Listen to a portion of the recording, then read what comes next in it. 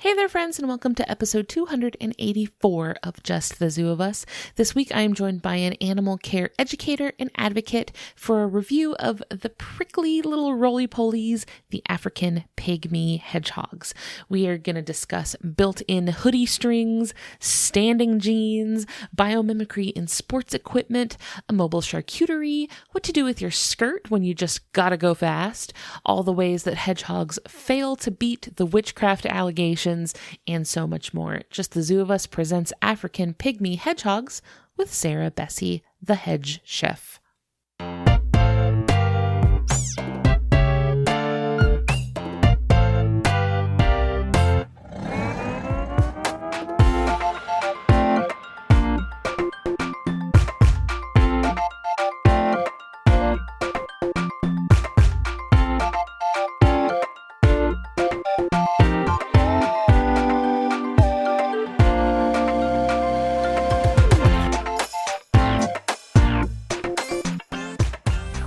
Hello, everybody. This is Ellen Weatherford with Just the Zoo of Us, your favorite animal review podcast. I'm so excited to have a brand new friend and my brand new friends who are here to talk about some little friend. Oh, wait. Oh, is a friend being produced? Oh my God. I'm so upset that I'm not recording video because we've been talking for like 20 minutes on this call, and Sarah has just produced a hedgehog that was apparently just outside of camera the whole time.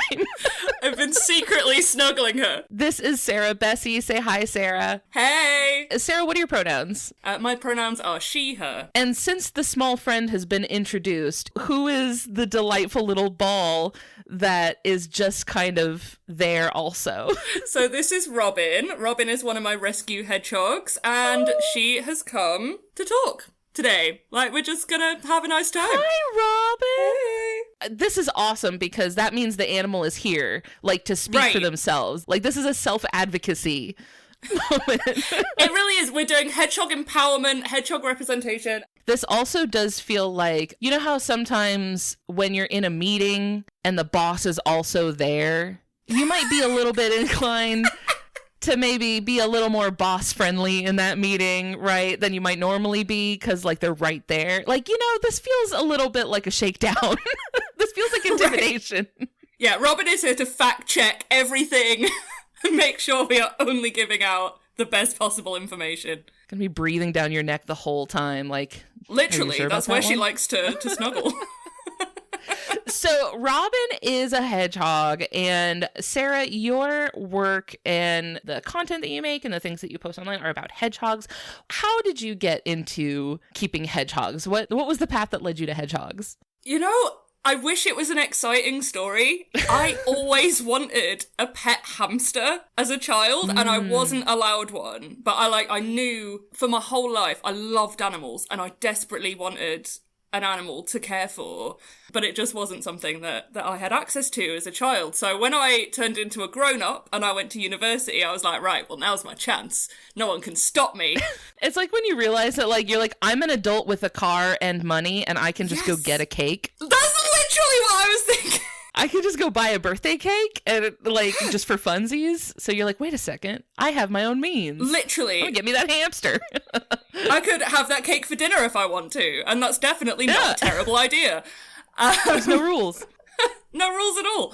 So yeah, it was very much, I was looking for a hamster to care for as my metaphorical adult cake, my freedom cake.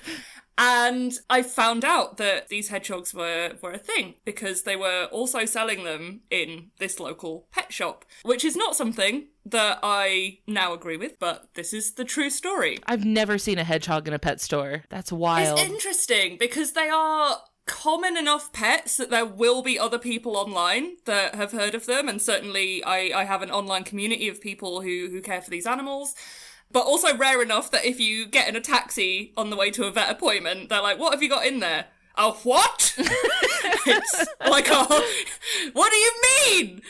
So they're an interesting animal in that way. So yeah, it's African Pygmy hedgehogs that I care for specifically, and they were selling them in this pet shop. And so I did what I thought was a great deal of research into these animals and what their needs were. But when it came to actually caring for a hedgehog, I realised that their needs are a lot more complex than I'd originally realised. And this is common for a lot of animals, particularly exotic pets as well, or what we describe as exotic pets.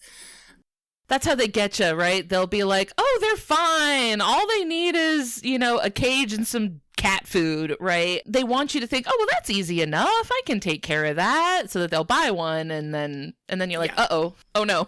And this is exactly why, knowing what I know now, I would not buy a hedgehog from a pet shop again, because it's so much more than that. And I know that ultimately what they're looking for is the sale rather than necessarily what's in the animal's best interests. And so I learned firsthand that their needs were a lot more complex than I thought. And I thought, well, I can't be the only one who's unfortunately learned this. And my hedgehog at the time, Finn, who is now in my office, he taught me so much, and yeah, I've wanted to share that knowledge with other people, because I thought I can't be the only person who's been on this journey, and he can't be the only animal that's been affected by this lack of education. And it's not only a lack of education that is a result of pet shops stocking hedgehogs, but also just a lack of information in general online. A lot of the online information that we have being quite contradictory, because so much of what the data that we have is anecdotal.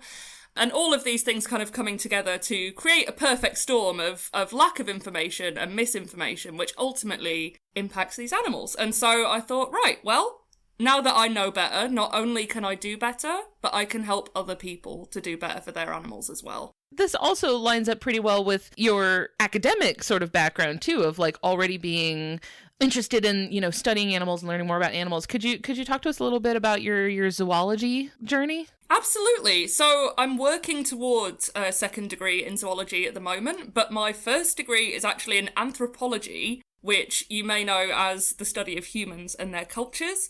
What I'm really curious and interested about is the relationship between those two fields, how zoology and anthropology can meet for the betterment of everyone involved. So a lot of people have recognised, including our Lord and Saviour, Sir David Attenborough, and when he says it, it's true, that conservation has this hugely human, social, cultural component. And so I love to explore that intersection between the human and the animal aspects of animal welfare. One day, I hope to have a full-time career in animal conservation, but for now, I bring that social understanding of animal education online in order to improve the quality of life for animals in captivity. Just because, talking about your online presence and the sort of outreach that you do online, I do want to talk about yet another angle of experience that you bring in which is evident in your handle, the hedge chef. Chef, where's the chef coming from?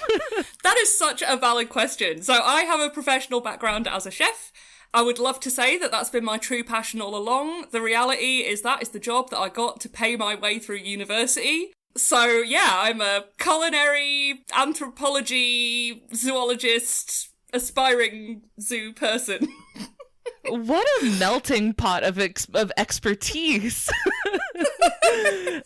But it set you up so well for the pun, though. It set you up so perfectly for it. It just teed you up. It's true. And so, this is also actually coming in because one of my long-term ambitions is to create the first healthy wet food for these animals so that they can have a better quality of life in captivity. So all of these things are going to come together ultimately for the benefit of pygmy hedgehogs everywhere. That's what the name Hedge Chef made me think first of all, initially that you were a chef for hedgehogs, making little making little gourmet meals. That's exactly my dream. A little restaurant for hedgehogs. That is the dream. Oh, can you imagine? With the tiny little tables. They couldn't even fit on the chairs because they're so round. They just roll right off. Oh, bless them. Okay, so you mentioned people being surprised when you bring your hedgehog around, and I have to wonder because I'm from a place where we have no native hedgehogs in America. We have porcupines, but they're huge, very, very different from hedgehogs. So in the past on the show, we talked about European hedgehogs, which are native to your area.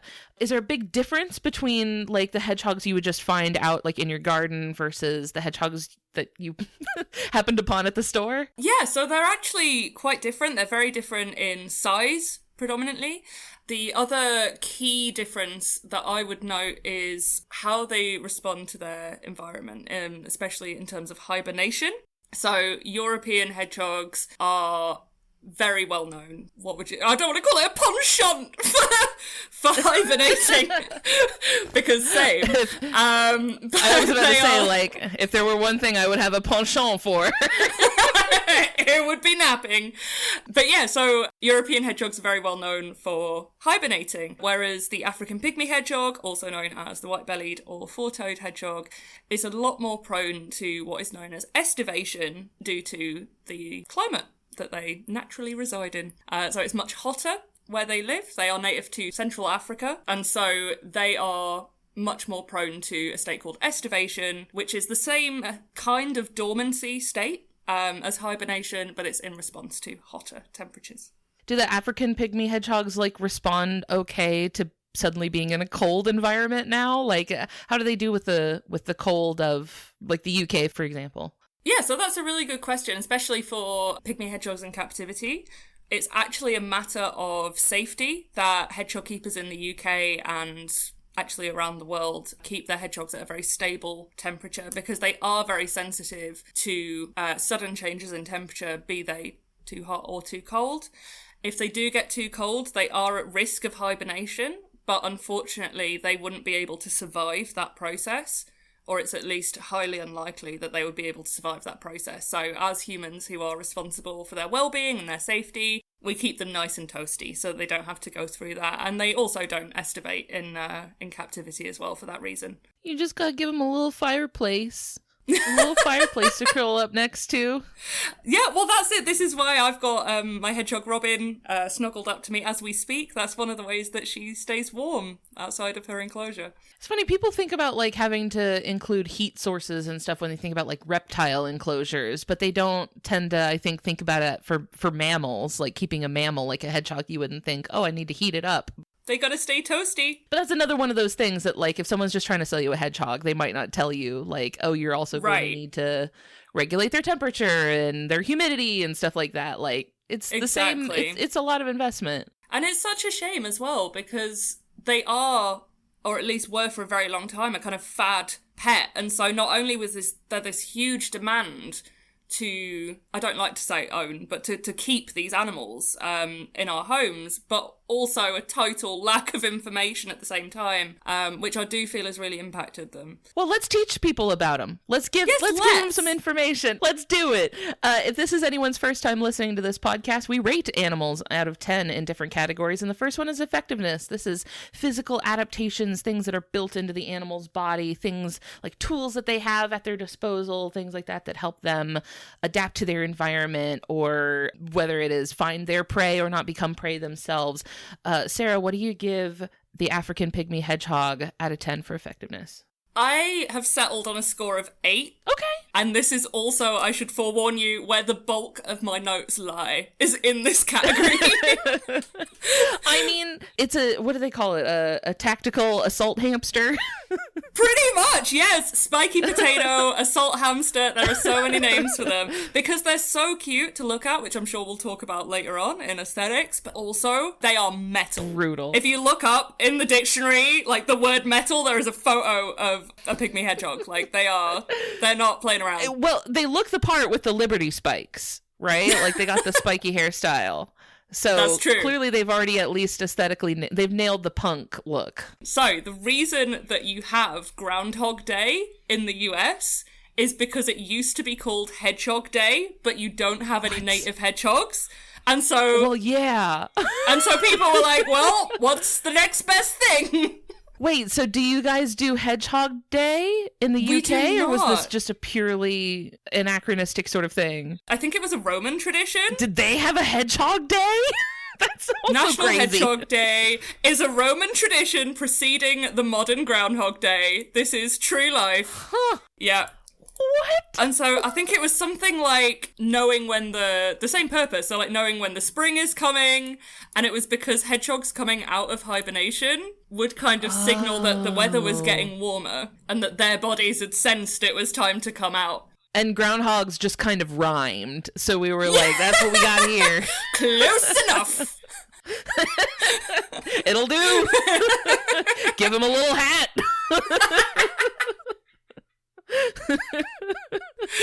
Now that one groundhog just gets annoyed every year. He's like, why are all you people here? I'm not even supposed to be here. Like, leave me alone. Can you imagine that Bill Murray movie if it had been Hedgehog Day instead of Groundhog Day? Honestly, I've been thinking about movies a lot because I've just seen the new Mufasa movie. I know I'm a month late, but there were no hedgehogs in that movie, and I was so sad. Abysmal hedgehog representation. But I want to know what part in the harmony of the circle of life they're singing, It'd be like a really, really high-pitched little part. Like, because they make a little circle when they roll up into a ball. They are the circle of life. Stop! Okay, here's another fun fact, actually. So I read that the ancient Egyptians associated hedgehogs with rebirth because they thought their round shape looked like the sun.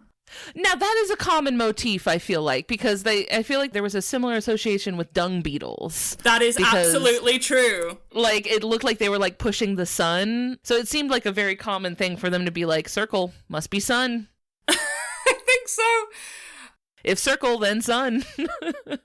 I see, when I look at it now, it looks like it was mainly because of their retreat into underground dens. Maybe I was thinking of dung beetles. Either way, though, like, I'm glad that you bring up the, like, hedgehog collapsing into a circle, because I feel like in effectiveness, I feel like this is where the hedgehog is really, like, playing the most out of the hand it is dealt. Right, 100%. So this is actually, I'm so full of, like, slightly irrelevant fun facts. The last one we're going to get rid of because it's not a fact. That was total conjecture that I made up. But this one... A fun thought. A fun thought. That's a dream. So this is an actual fun fact, is that the reason that sea urchins are called sea urchins is because the Old English word for hedgehog was urchin, and a sea urchin looks like a hedgehog rolled into a ball. So if you've never seen a hedgehog rolled into a ball, picture a sea urchin. It's kind of like that. They do look like that from above. Does anyone still call them urchins? Is that still a thing, or is that just kind of like, is that like a vestigial term now? I would call that vestigial. It's not what I would describe as common parlance. It's just for fun. It's just something you whip out to win the pub quiz. Is there a relationship also to like urchin being used to mean like scrappy kid? Yes, for sure. And what I will say is that back in the time that we were describing children as urchins, hedgehogs did not have a great reputation. People thought that they were witches, and so there may be an association there in terms of just being generally derogatory towards people. That may be a thing, I don't know. I do appreciate the tendency, especially in medieval Europe, to be like, this animal, it's kind of weird, probably a witch. 100%. So many of them. They're like, it's kind of weird, I don't really get it. I'm thinking of like hares as well. Yeah, they're like, it's probably a witch. Yeah, everything was probably a witch at that time. Big fan of the era of like scientific research when you could just like shrug and be like, that's probably a witch. Can you imagine how easy it must have been to be a scientist during those times? Honestly. Like, you wouldn't have to, no grant proposals, no peer reviews for witchcraft. No peer review. Just point, witch. So the hedgehog, they roll into a ball to protect themselves from predators, and this is possible because of a muscle that they have called the orbicularis muscle. Whoa. Yeah. There you go. We're winning the pub quiz twice because you know that word, you're going to impress people. So if you look at a hedgehog from the side, you'll see there's a line where they're fuzzy. In fact, you can look at a hedgehog from the side right now. I forgot. Let me see the hedgehog. Okay. So here we have a live demonstration. I have a live demonstration. Sorry, guys. That's okay. If you come see me on Instagram, then you can meet Robin too. There you go.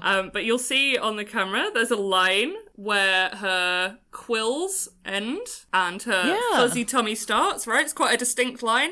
And that is the line where her orbicularis muscle is. So it goes all the way around them over what we would know as our forehead and back all the way around their little butt. And it acts almost like a drawstring on a purse or a bag. Oh my gosh. Yeah. Like pulling the strings and pulling your hoodie, like pulling like the hoodie face like closed really small. Exactly. So if they sense any potential threat, it's immediate hoodie. No one can see me. Leave me alone. I'm not tasty. Do not touch my fluffy tummy. No fluffy tummy here. This tummy's not fluffy at all. No tum for you. Just stop it. That's how my cat likes to do the bait and switch, where he likes to like lay out and show you his tummy, be like, look how soft it is. Ooh, don't you want to pet it? And then when you pet it, he's like, gotcha. Yeah. You might think that sounds uncomfortable. Like, it's very comfortable for us when we have like a drawstring on hoodie. It's like, oh, extra comfort. I feel cradled within this hoodie in a way. Whereas for that, it's like their whole body suddenly contracts and they like go inside themselves. And that might sound like a lot, but they actually have quite a lot of loose skin in that area. So it's totally painless for them. The only time it's not is if there's something wrapped around their midsection. So for domestic hedgehogs, you may have seen photos or videos of them out and about with a little leash around their tummy. That is not something that I would ever recommend because they startle very easily. We'll talk about that in a little while. And so if they have a sudden reaction and their body suddenly contracts, and then there's something kind of squeezing them, that can really hurt. The way that I try and describe it to humans is like when you are wearing a pair of high-waisted jeans that seem to fit you. Until you sit down. Yeah. Right. We call those standing jeans. That's it. Like, you were meant to be my friend, and I don't know what happened here. Those are my stand-in jeans. But that's exactly, well, not exactly what it's like, but that's the best way that I can describe it to a human, is that kind of very sudden, restrictive pain. So I would never recommend putting something around a hedgehog's tummy to protect the muscle that protects them. I will dock. Oh, maybe it's not fair for me to dock a point. Now then, maybe we can debate this. It's okay. Cover Robin's ears. Robin doesn't need to hear this. So, the only documented cases of this I know of are in European hedgehogs. So technically not the species that we're talking about today, but there is something that can happen to European hedgehogs called pop-off syndrome, which doesn't mean they're really annoyed. I was about to say, like, okay, pop off, hedgehog. Yeah, like, pop off, hog. Go off, queen. But that's essentially when that orbicularis muscle kind of slips and ceases to function. And so you'll see a lot of wild European hedgehogs in rescues that are no longer able to ball up and protect themselves. And so they need human loving care. Yeah. Poor baby. That's sad. So there can be malfunctions with this muscle. Now, for anyone who has never touched a hedgehog, I have touched an African pygmy hedgehog, and those quills are a lot harder and sharper than they look. Like, they look like it might be kind of like a bristly, I don't know. I guess before I touched one, I imagined that they would maybe feel like, I don't know, a hairbrush or something. But then when I actually touched one, I was like, it feels like sharp and like very hard, rigid quills. It was like a lot less of a pleasant petting experience than I expected. Yeah, I wouldn't necessarily describe them as a petting animal in many cases. A lot of hedgehogs just kind of want to chill out, and that's okay. But I'm so glad you mentioned the hardness and the texture of their quills, because that actually brings me to my next point for effectiveness. And this is one of my favourite hedgehog facts of all time. And that is that the hedgehog's quills are not just for defense against predators, they're also really good shock absorbers because of their internal structure. Yeah. Huh. Okay, so I'm going to cite 2 studies here, and they're both really cool. Okay. Because they're so strong, but also so flexible, that is what gives them that shock absorption. So, in a paper called Static Flexural Properties of Hedgehog Spines Conditioned in Coupled Temperature and Relative Humidity Environments, say that 5 times fast. Wow. Emily B. Kennedy et al. Write, hedgehog spines are ounce for ounce stronger than 201 stainless steel rods of the same diameter, but as pliable as styrene rods with a slightly larger diameter. So this is because while they are very smooth and hard on the outside, on the inside, they're made up of loads of teeny tiny hollow structures. So there's researchers at the University of Nottingham that have described a cross-section of a hedgehog quill under a microscope as citrus-like. which I think is a solid comparison. So if you imagine cutting an orange in half, all those little segments you would see, if you imagine that they're hollow, and then the middle bit, the like white pithy bit in the middle, if you imagine that as hollow as well, that is what a hedgehog's quill looks like under the microscope. And all of these teeny tiny little structures allow it to be very, very flexible without breaking. So this is potentially the favourite name of a study I've ever cited in my life. According to Nathan B. Swift et al. In their paper, Dynamic Impact Testing of Hedgehog Spines Using a Dual-Arm Crash Pendulum, which I would like to emphasise was research conducted on hedgehog spines that were not attached to a living hedgehog. The structure Okay. You gotta make that clear. When they said dynamic crash impact, I was like, oh no! Like, why is this animal welfare lady talking about dynamic crash? Yeah, so the structure of a hedgehog's quills allows them to survive blows and impacts that are 200 times the force that would crush them without their quills. 200 times! So the critical Euler buckling force for a single spine is roughly 6 newtons, and it takes 200 times the critical buckling load to initiate the brazier effect, which is essentially when we would consider the quill broken. How crazy is that? 200 times. Are they just like really, really expecting to get crushed? They're like, I'm so crushable. I am so crushable. I need to be uncrushable. Like, if you're gonna be little and spend all your time on the ground, things are gonna step on you. That's actually such an interesting point, because larger animals are gonna step on you. I was thinking you meant, you know, that kind of I can't remember the name for it, but that instinct to crush things that are too cute. Oh. Like that kind of squish. It's a cute aggression, which is That's a type of, what's it called? It's a dimorphous expression of like expressing an emotion, like having an emotion and expressing it with the opposite emotion, like feeling cute and expressing aggression about it. Like, you're gonna crush it. Yeah, so cute. But no, yeah, it's actually a very practical thing to save them from things stepping on them, but more so, it's for protecting them from falls from great heights.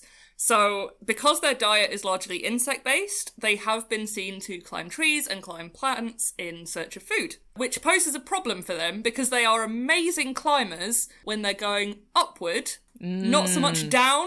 So I didn't think I'd get this far. I did not have an exit strategy. 100%! Like, the exit strategy that they have evolved is, like, intricate internal structures rather than just being like, I'm just gonna stop climbing up trees. No, but their body is like, no, I'm just gonna get really good at falling. I'm gonna get really good at falling. But here's the thing. The other reason that I think they have this, and why just stopping climbing would not necessarily help, is because one of their main predators in the wild are these giant eagle owls. And so I'm thinking, if you're just a little guy and you've been picked up by an eagle owl and you're trying to wriggle free of those talons and you fall from a great height, you're going to want to be able to survive that. So I'm thinking that is probably the primary evolutionary motivation for this. That does make sense. And especially like say one brings it back to its nest or something, right? Like you want to have an option, like, oh, you know, maybe you survive being picked up. Maybe now you want to get out of the nest. If you can't climb down, what good is getting out of the nest going to do you? But if you have a little built-in airbag, then it's not like a parachute, because a lot of animals will like, animals that spend time in the trees will just like glide. They'll like develop a gliding mechanism or something like that. They're like, nope, I'm going to just kind of bring a little cushion that I can deploy. Not if, but when I fall from a great height. I know I'm going to fall from a great height. I want to be okay when I do it. Yeah, it's going to happen at some point. So they're the original preppers of the animal kingdom.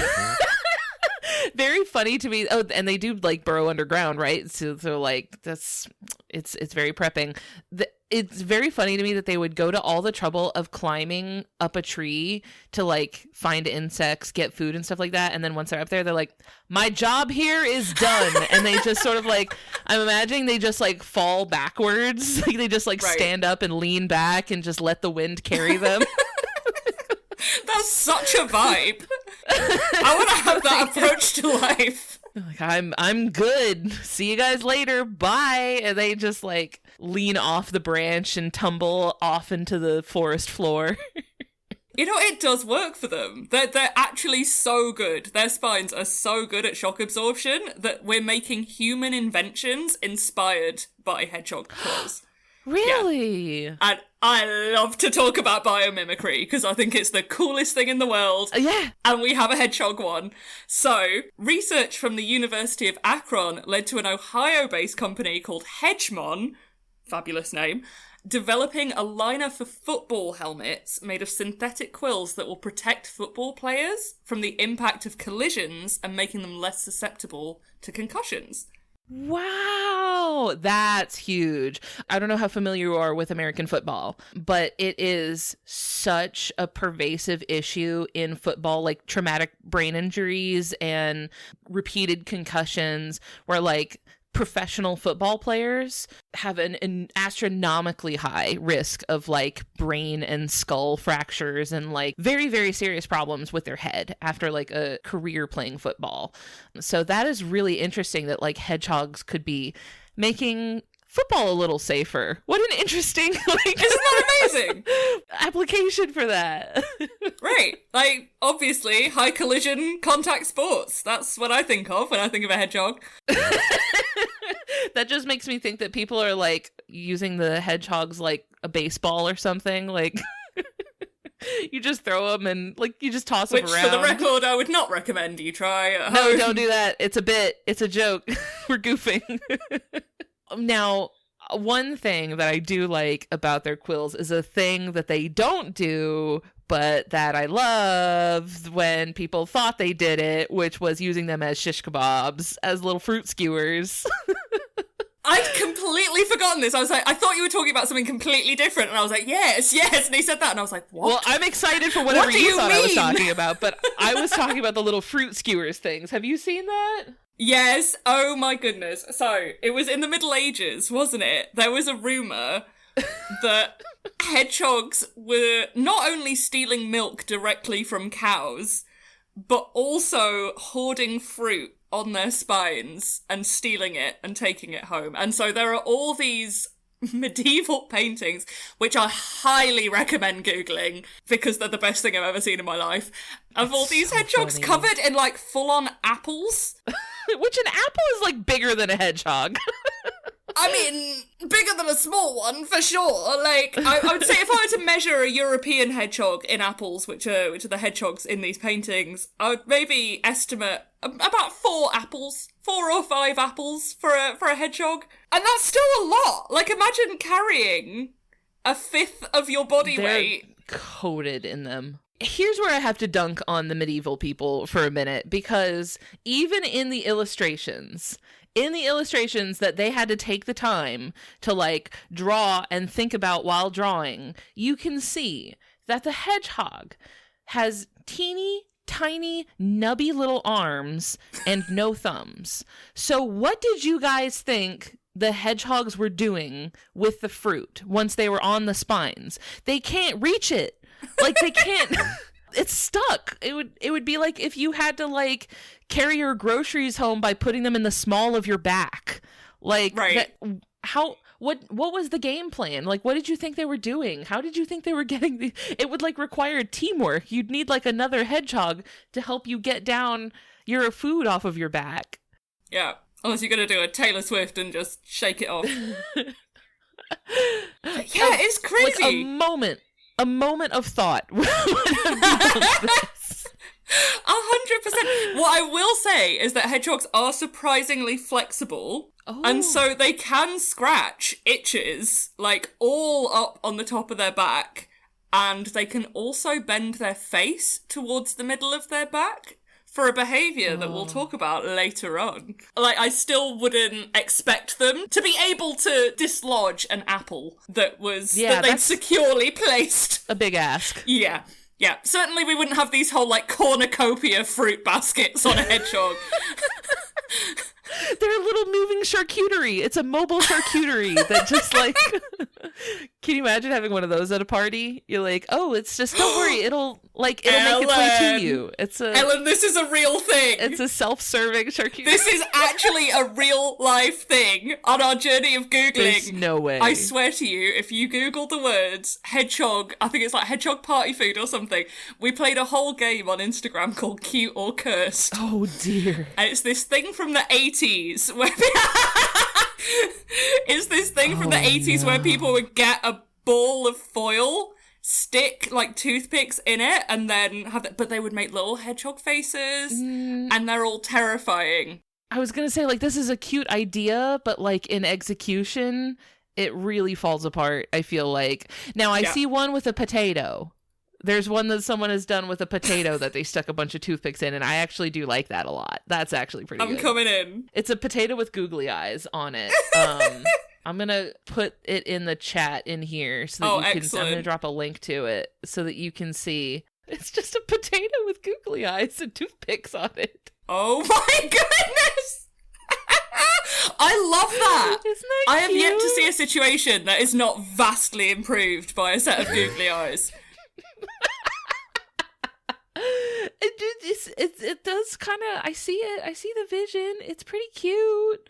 Yeah. But I feel like if it was like a hedgehog, you could have like a mobile charcuterie. Like you could just have train the hedgehog to like walk around and serve guests. This would be a great thing for medieval people to do because they thought hedgehogs worked like that. I feel like it's very much a medieval fantasy. Like I could see their fantasies working like that. They liked doing weird stuff at parties, so that seems like something they would have tried.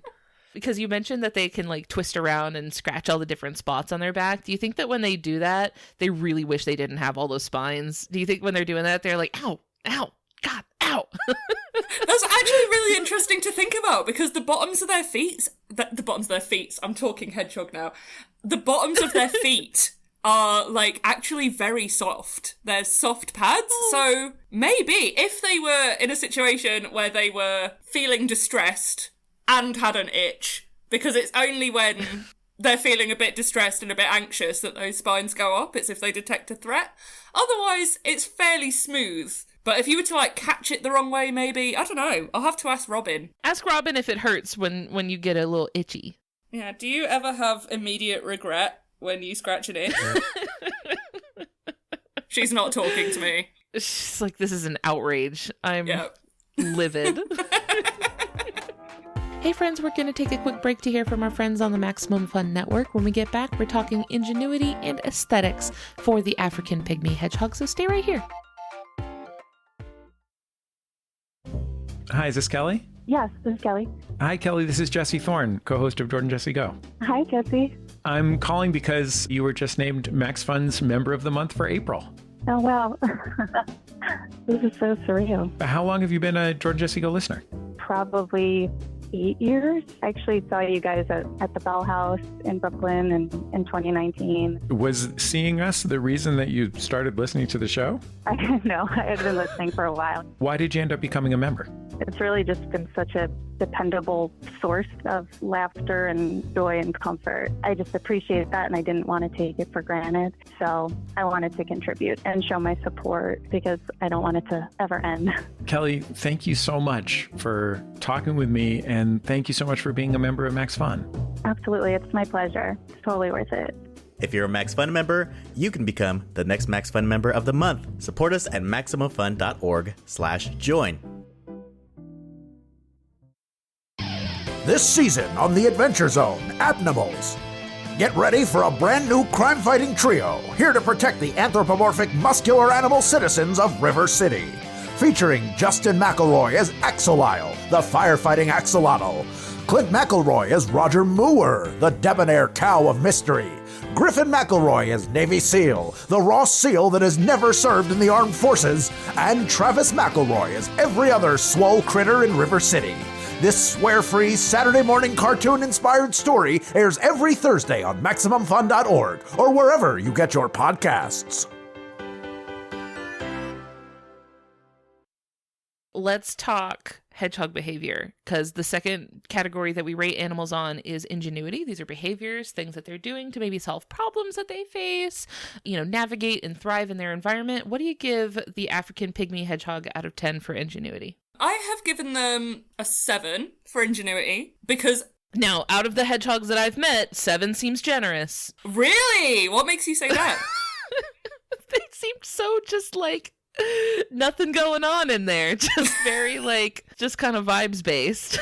That's absolutely fair enough. I have, in comparison to the many, many things that I have in my notes for effectiveness, I have a grand total of 2 points for ingenuity to talk about. Let's hear it, because you have the insight, you have the experience. I'm here to have my mind changed on hedgehogs. Okay. So the first thing is hibernation and estivation, which we touched on earlier. So the ability to slow down your metabolic rate and enter a state of dormancy in order to navigate periods of really harsh weather or a lack of food. It's pretty good. I'd say that's a solid adaptation. I admire the choice to, when things get tough, you just don't. I'm just gonna not for a while. I like the ability to be like, you know what? Everything sucks. I'm going to bed and I'm just gonna skip this period of time and I'll check back in with y'all later. Right. Which is the same kind of vibe as climbing up something and then just not bothering to climb back down again. It's a running theme that we have. The running theme is ignore problems. Right. Just hope it goes away.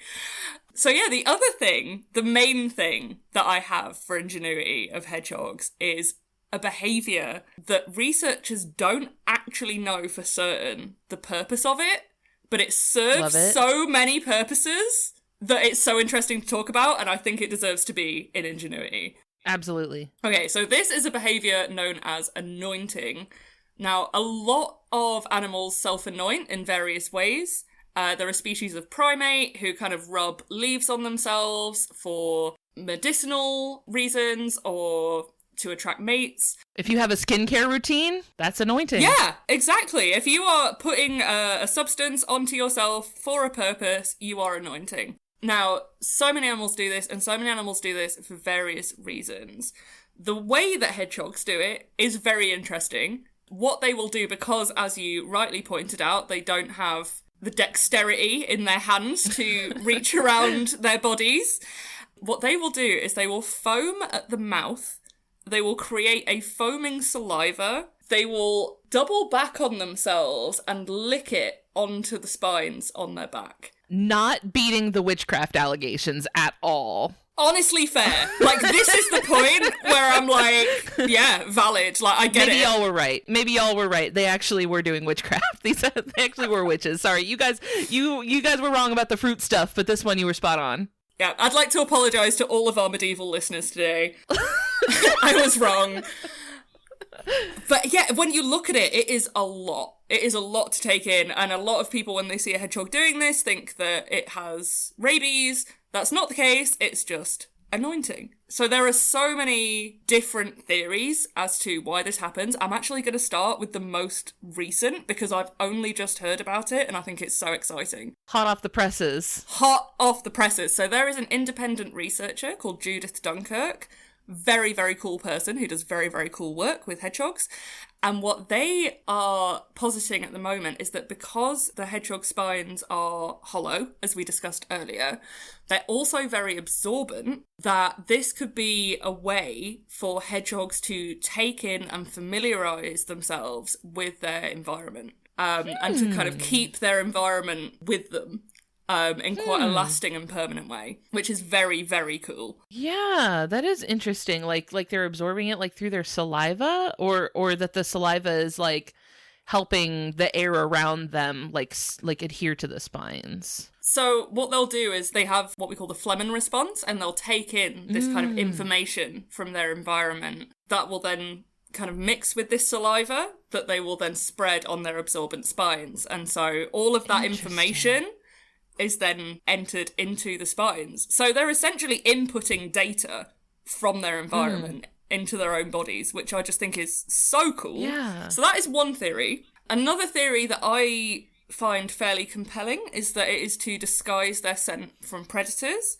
because Californian ground squirrels do a similar thing. And so what they'll do is they will chew up rattlesnake skin and kind of lick the rattlesnake all over their body in order for rattlesnakes to then kind of go past their burrows and go, well, there's nothing to see here, it's just another rattlesnake. And the reason that I find this theory quite compelling personally is because of the method of anointing. It's that same kind of chewing, salivating, and licking motion that we're not seeing in a lot of other animals that anoint by, for example, rubbing things on themselves or rolling in a substance.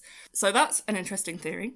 I'm also like imagining that if they're eating a lot of insects and they're eating like hard-bodied, like, or things that might like produce an odor when they like, that makes sense to me. Like they could be getting some particles from what they typically eat, like and using it as like a scent disguise. Absolutely. And this is particularly interesting because hedgehogs can anoint with any substance, but what we often see is that they'll anoint with things that have a particularly potent smell or a particularly potent taste, which, you know, often corresponds to something quite interesting in the environment. You mentioned insects and the outside of insects, which brings me to the third theory, which I think is the most metal thing I've ever heard in my life, and I cannot wait to share with you.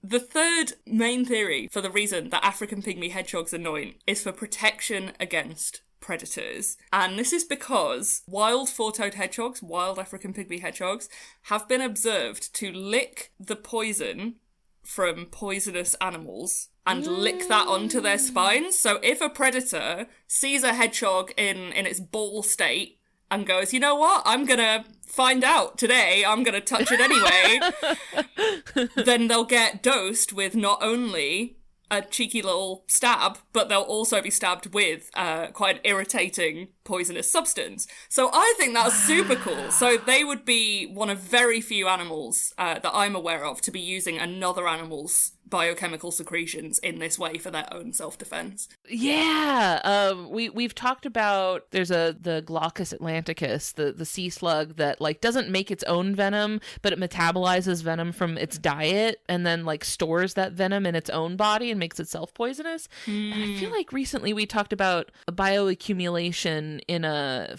poison frog, because in poisonous frogs, their poison is bioaccumulated from their diet. So like if you have a poison dart frog that's kept in captivity and not fed those toxic insects that it eats in the wild, it's harmless. Like the same exact species, the same frog will be harmless if it just eats like a captive diet of like, you know, plain old crickets and stuff like that. But like I've never heard of an animal taking just the poison part and like applying it to its own body, right? Like I'm going to coat myself in something else's poison. That is so cool. If you can't make your own poison, store-bought is fine. Savannah bought. 100%. Now, I can't, as I said, these are only theories. We don't know for sure the exact reason this is done. And so we don't know that they are purposely going, well, this is a poisonous toad, so if I put this on my personal weaponry, then it's going to make it super effective. But like, it may simply be because they are immune to various toxins in their environment and they're able to prey on things like poisonous toads and scorpions and snakes and all kinds of venomous and poisonous animals in their environment. They might just be going, well, that was an extra tasty toad, I've got to save some of this for later. But if they are doing it for self-defense, I would just think that's the coolest thing. I'm thinking about spiky animals in the deserts of the American Southwest. And a lot of times you'll have these animals like spiky reptiles and stuff like that, where they are thwarted by birds that just kind of pick them up and flip them over, right? Like, or birds or like coyotes, stuff like that will just kind of be like, okay, what if I just flip you over and get to the soft insides? And so this would be an interesting way of like deterring things that might try to flip them over, right? Like because then if you make contact with those spines at all, you're going to get the effect. So like it could be like a deterrent to a deterrent. Like exactly. Like, a way to be like, hey, I'm spiky and also don't flip me over. Yeah, exactly. Like, just do not play with me at all because I'm in no mood. I'm not having it today. Yeah. So you've got this like really meta, like defenses on defenses type vibe going on. Also so fascinating to me that humans saw this creature like completely adapted to not being touched and like in every possible way. in every possible way. Like, do not touch me. Please do not touch me. I'm so untouchable. I'm unpleasant to touch. I'm sharp and pointy and also poisonous. Like, please, like, just all around don't touch. And then humans were like, I'm putting them in my house. Yeah, I'm gonna touch it. It's giving touch it. that scene in Finding Nemo, like, I'm gonna touch the butt. They're like, bet. But no, it is. You are mad cute, though. Let me touch. It is wild, because now these animals are domesticated in captivity to the degree that they can actually really enjoy relationships with humans and close bonds with humans and enjoy being touched. But it's so interesting to think how we got to that point, because it cannot have been like that in the 80s and 90s when this was originally happening. Who was the first one to be like, what if I got this little guy? Put him in my bedroom. There is actually a story. There was essentially a guy who was in Nigeria trading reptiles, and someone came up to him and was like, this is how the story goes anyway. Someone came up to him and was like, look, we have all these hedgehogs, they're overpopulating this city. Do you want some? Which is crazy to think about now, but that's allegedly how it went down. And so he took them to the United States, where they sold very, very well, and it became... Like, you guys are gonna love these little dudes. Yeah! And they became kind of a fashion statement pocket pet type thing, which, you know, is obviously very sad, because they're incredible animals, as we've discussed. Like, such incredible animals with amazing adaptations, and to know that they were reduced to just how cute they are does make me feel slightly sad, and why I'm so happy to be talking about them today for everything that they are. Right. Before we move out of Ingenuity, I wanted to ask if any of the hedgehogs that you care for have ever done something that, like, really surprised you or really impressed you. If anything that you were like, wow, there's something happening in that little noggin. Like, I wonder if your little pointy pals have ever, like, surprised you in any way. For me, I think there's a chance this is my human projection, and I am happy to entertain that as a possibility. But I think they have the most amazing capacity for emotional connection, which is not something you might expect from an animal where all of their physicalities say, don't touch me. But their capacity to be, I really feel present with a human is incredible. And something that I was doing with one of my rescue hedgehogs, Huey, was we had a workshop where we explored how rescue animals in general, but particularly animals who have these quite reactive instincts, can be so relationships with humans who can also have things that would make them emotionally reactive. For example, I have PTSD. How those relationships can be mutually beneficial and how we can co-regulate together. And the capacity for that, like, nervous system connection is something that has really surprised me. Is they have such an emotional depth, and every single one that I have met has been so vastly different from the next. Sometimes it helps to have a struggle buddy. Oh, 100%. 100%. Let's sort through this together. There is such a mutual understanding with hedgehogs about what it feels like to be afraid, even though nothing threatening is present. Like, those, like, lightning fast reactions to potential threats that keep them safe out in the wild, that don't necessarily, you know, help them when they're safe in captivity. I feel a lot of people with things like anxiety, depression, PTSD can identify with that. Those survival instincts that maybe are not so helpful when we're actually safe, or that our bodies don't know we're safe. And that feeling that we have together of, like, I know I'm safe, but my body hasn't realised that yet, makes them such a special animal to connect with. Oh, wow. I feel like I've pulled the drawstring on my hoodie a little tight. It's safe to come out, Ellen. It's okay. Now, you did mention that there's more to them than just being cute, but they're really cute. We can't talk about how cute they are, right? We absolutely can. Because the last category we rate animals on is aesthetics. We have to talk about how they look. What do you give African pygmy hedgehogs out of 10 for aesthetic? 11. They're so cute. adorable. They're so good. Look, you can love them and appreciate them and look at them all day long. I embrace it. Just please don't bring one into your life unless you can give them the care they deserve. But you can look at them all day and love them because They're great to look at. they are so. If you ever need a Pygmy up. I'm so sorry. But if you ever need a pick me up, like just look into the face of an African pygmy hedgehog. They are adorable. The little nose. It's doing so much. The little nose. Robin in particular has a little eye patch that just melts my heart. The little ears, the little feet, fluffy little tum. Also, the fact that the quills over the face Yes. have this sort of prominent ridge and they stand straight up and they're spiky remind me so much, and this is going to be so impossible for me to describe what I'm thinking of, but there was like a hairstyle that was very popular among like preteen boys in the early 2000s when they would all spike the hair straight up in the front. You know what I'm talking about? Yeah, like I know they would what you all mean. just kind of like gel the hair in this ridge that just like went straight up in the front of the forehead.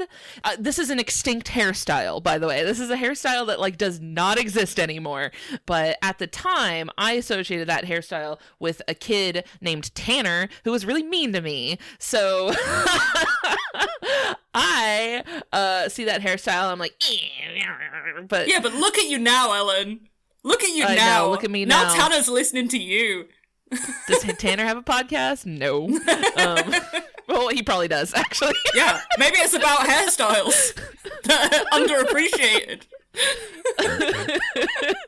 The hairstyle, I think, is just, it's working really, really well for the hedgehog. They were the pioneers. They had it first. Our attempt at it was a pale imitation. They are the trendsetters of the animal kingdom. Now, how are we feeling about Sonic as a hedgehog? I wish him the best. You know, like, I hope... I hope he's happy. I don't know what I expected, but it wasn't that. I don't know. Like, I don't know him personally. I hope he's having a great time. Rolling around at the speed of sound. Yeah. I was a big Sonic fan as a kid, and I was familiar with Sonic before I ever saw a hedgehog, like an actual, like, because we don't live where there are hedgehogs, and I had never like seen a picture of one or like, you know, I was familiar with Sonic before I knew what a hedgehog was, and when I finally saw an actual hedgehog, I was like, what? Right. Why isn't it blue? Sonic bears not even the vaguest resemblance to anything even vaguely resembling a hedgehog. Like, not even a single trait in common with the hedgehog. I would have to agree, unfortunately. I do know that, like, when the first Sonic the Hedgehog movie was coming out, the first pass that they took at Sonic's design was nightmarish. It was quite something. They had to go back to the drawing board on that one because the entire internet was like, nope, We were that's in not uproar. it. Try again. Quite rightly. Like, it's incorrect. Try again. Sorry. Oh man, like I'm just not even sure where that design came from because, as you say, like it's not real hedgehogs. Why call him a hedgehog at that point? He could have been anything. You know what? It's the rolling up into a ball thing, though. That's true. Because he does roll up into a ball, but then hedgehogs are very slow. Like, they don't really run fast, and they also don't move around when they're in a ball. So, like, I don't know what the thought process was. I would agree with you on one of those things. They don't move around when they're in a ball, but they are a lot faster than you might think. Really? So we talked earlier about their little legs, and they've got a little secret, Ellen, Ooh. in that their legs are not as little as they might appear. So you'll see, like, probably the bottom half of their leg if you just were to look at a hedgehog running, but underneath what we call that skirt, that kind of that line between their soft fuzzy tummy and their skirt. spikies. That's good. I know, isn't it cute? But it's relevant because what they do if they want to run really fast is they will hitch up that skirt and reveal much longer legs that we refer to colloquially as hedgehog enthusiasts as French fries. And they can run. They can really, really run. And you would want to because they share their natural habitat with honey badgers, and honey badgers are not playing around. So you gotta be able to They run. would be unfazed. Yeah. Mm-hmm. The hiking up the skirt to run really fast is once again not beating the witchcraft allegations. We're leaning so much farther into the witch thing. Yeah, you're like, so I'm right. imagining just a little witch hiking up her skirt to run around and brew her potions and anoint herself with her little potion. Yeah, the little potions that she makes in her mouth. Yeah, I get it. I 100% get it. I will never challenge this theory again. It's not a hedgehog, it's a witch. Nope, they had it right, actually. This was broken clocks, every once in a while. They get it right. So this is something that you have talked about on the podcast with other animals, and it is about their eyes and the way that they appear to glow in the dark. So, as nocturnal animals, so they can't see very well in the daylight, but they can navigate well in low light and darkness because of a very cool reflective layer of cells in their eyes called the tapetum lucidum, which isn't unique to hedgehogs. Lots of animals have it, like deer and horses and wolves, but the most famous animal in the UK for having this is cats. So a lot of UK roads have little reflective nodules in the middle of them to help drivers navigate, and we call them cat's eyes because their invention was inspired by a cat's eyes appearing to glow in the dark. So these help drivers to navigate in the UK because of the way that the tapetum lucidum reflects light, and in that case it's the light of a headlights reflecting back into drivers' eyes. So for hedgehogs that spend most of their waking hours in the darkness of nighttime, their tapetum lucidum helps them to navigate and hunt for food effectively by increasing the amount of light available to the photoreceptors in the retina. The first time I ever learned about this, I understood it, but I didn't understand why it helped. Because I thought, why would bouncing the light off help you absorb more light? Wouldn't you want to absorb all the light? You wouldn't want to reflect it. That seems like it would make you see less. But then I remember learning that that layer of cells is, behind the photoreceptors. So it lets the light pass through the photoreceptors one more time, basically. It gives you a double, right? It's like a second chance, to get more data out of that light. And that made more sense. So I was like, okay, but yeah, that is really cool. Once again, glowing eyes at night, it's giving witch. I'm seeing the witch. It's in there. Yeah, eyes glowing at night. Are you kidding me? I get it. I really candlelight. I'm imagining the torchlight is bouncing off of their little eyes. It's terrifying. It's terrifying to think about. If you were to see, a bunch of teeny tiny eyes in the wild, it would be frightening. You would not know how cute they are. Now, I have done that where, you could go outside at night and in Florida, you could shine a flashlight, just at ground level over your lawn, and you would see millions of eyes looking back at you from the spiders. Right. It was just lots and lots of little spiders back there. Gosh. That sounds like quite an experience. Yeah, people don't like for you to do that. Yeah, fair enough. Wow. I showed it to somebody one time and she was like, can you unshow me that? I don't want to know about that, actually.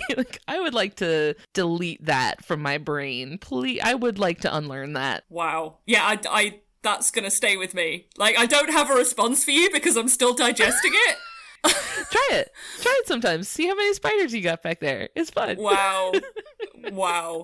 I think I've got to work on my relationship with spiders before I try that. We've got some work to do. Spiders are a hard sell. They're a hard sell. They're a big ask for a lot of people. They're very cool, though. They deserve our respect. They deserve our love. I am unnerved by the way they move, but we're working on it. I respect them from a distance. I'm Right. not a melee range spider lover.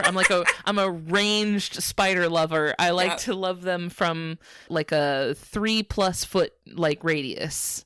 You're a admiration sniper. Yes. Yeah, my love and affection is a ranged weapon. I have a tab open now of just pictures of hedgehogs, and that's a good Google. If you just need to relax for a minute, replace your doom scrolling with hog scroll. No, not hog scrolling. Just why not? Pull up a little image. It's not like you're hogging them all. Everyone has access. Well, Sarah, for anybody who is charmed by little hedgehogs, wants to learn more about them, wants to see more from you, where can people go next? So you can come and hang out with me at hedge_chef on Instagram, where I provide quite a lot of bite-sized, fun information, as well as just some silly stuff, because science should be fun, and life should be fun. If you're interested in going into things in a bit more detail, for example, things like self-anointing, or their amazing absorbent quills, you can head to my blog on my website, www.headchef.co.uk, where you'll also find a detailed bibliography of all my sources to encourage your own research. And if you have any sources that you think should be on there, I want to read them, so let me know. Big fan of Head Chef as a name. I had to report that one back to Christian, who is the pun master of the podcast, and I had to be like, hey, you're going to love this. He was like, I do love that. That is great. We love a good pun here on Just the Zoo of Us. Who would have thought? They're the best. They're the best. And, like you said, we should have fun. We should have fun learning. We should have fun communicating science. We should be laughing. That's the best way, I think, to get people who are maybe a little intimidated by science. And there's a lot out there. It can be difficult for people to navigate, and it can be really intimidating and dry. So, I feel like making it fun and having a good time with it, and also sugarcoating it, I think, with some, the adorable pictures of hedgehogs is, the sort of, the bait under the box trap. That's exactly what's going on. So you can be like, look, there's some pictures of hedgehogs. And when people come together, you're like, I gotcha. Surprise education. Whether you want it or not. Here you go. But I really think that's the best way. I learn best when I'm having fun, so I want that for everyone. Sarah, this has been so much fun. I've had a great time learning about hedgehogs from you today. Anybody interested, I'll have links to everything in the episode description so people can click on through to find your website and your social media and stuff like that. Thank you so much for spending this time with us. It was so great to talk to you. I'm so happy to be here. Thank you for having me. Thanks, Sarah. We'll talk to you later. Bye. Bye. Thank you all so much for listening. I hope that your heart has been anointed with love for African pygmy hedgehogs. If you like what you heard, I hope you leave behind some kind words for us in a review on your podcast app of choice. If you'd like to hang out with us online, we're on Facebook, Instagram, Discord, and Blue Sky. Links to everything will be in the episode description.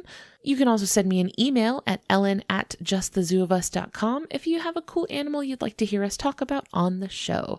We would like to thank Maximum Fun for having us on their network alongside the other amazing shows like the ones that you heard promos for here today. You can go check those out and learn more about the network and how you can be a part of supporting our show, plus get access to our exclusive bonus content over at MaximumFun.org. And finally, we would like to thank Louis Zong for our theme music. That's all for today. We'll see you next week. Thanks. Bye.